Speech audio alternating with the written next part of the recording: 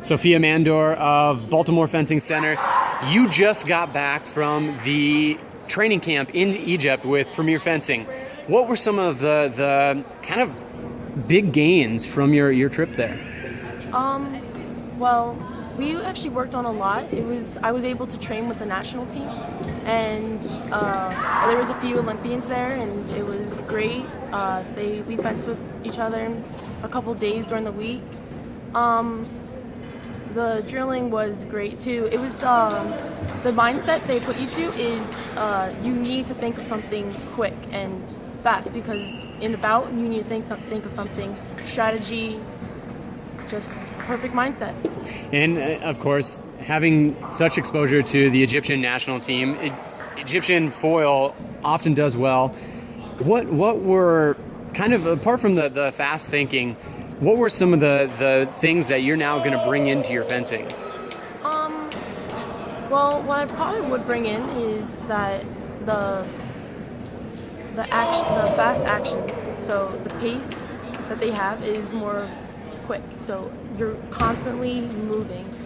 Like with your footwork, like pressuring constantly your opponent? There's a lot of pressure in it, but there's also the passive moments where they would stay back. So it's like they do change up, and I like that. So I did like the training for it. So now, of course, that was a very recent trip. Not a whole lot of rest between that Egyptian training camp and here at the January NAC. What were you able to implement, if anything, given the short turnaround here this weekend from that camp? Well, it's just that the camp was it was like a lot of work, and I was just very burnt out over it. And overall, I did have to fence a tournament there at the end, and I did do well. I came in third in the results overall. And when I came here, I was a little bit flushed, and because of the time traveling and, going back, time zones, I was a little bit tired, and I think maybe that may have threw me off during this event, but it happens. We're not always going to have a perfect event. Like, I could one day beat someone that's great, and then next day lose to someone that's not as best as me. But it happens. So if anything like that happens again, you gotta understand it, that no one's not gonna be perfect. With all the success the United States has had recently, a lot of people look at the U.S. as kind of a model for improving and achieving results. How, though, are you able to look at what they're doing in Egypt, in the positives they're doing that you can use for your own fencing? Or how would you compare the training environment there and here?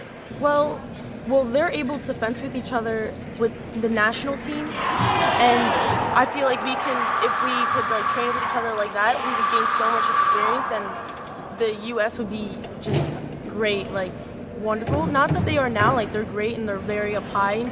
If you've seen in the juniors, right now, they're doing great, the men's and women's too. So I feel like if we did have to put more training into that, with national team, that would be great. So like a central national training center. Once in a while, get a get together, and it would really help everyone out. Now, what's up next for you as far as competitions or training or just general fencing excitement? Well, like I said, I am looking forward to an international event, and I think this may be my last one. So I want to give it all my all, so I do well. And is that the cadet foil event in Pisa? Cadet, yeah. So what, results aside, given your recent training camp experience and just, overall strong season, what's going to make that World Cup in cadet a success for you? I say it depends on how much I give it. If I give it my all, my 100, then it would be great. So, because it's sometimes you don't want to give it your all, and sometimes you're gonna have a bad day.